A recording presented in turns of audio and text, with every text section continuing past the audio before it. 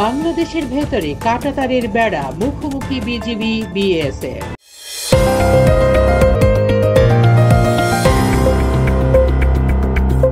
আসসালামু আলাইকুম। শুনছিলেন শিরোনাম, এবার বিস্তারিত।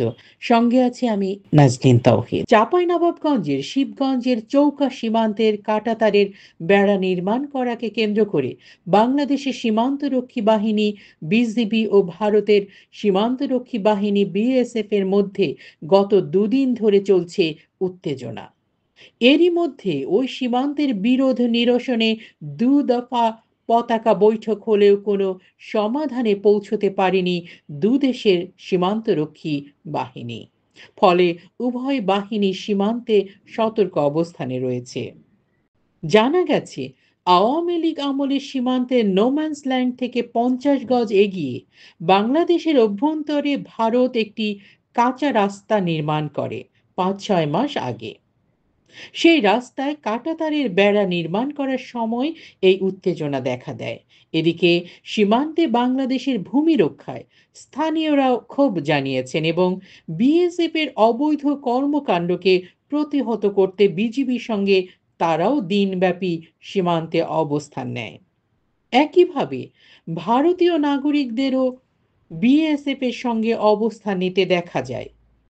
ঘটনার পরিপ্রেক্ষিতে সকাল থেকে সীমান্তে অতিরিক্ত বিজিবি মোতায়েন করা হয়।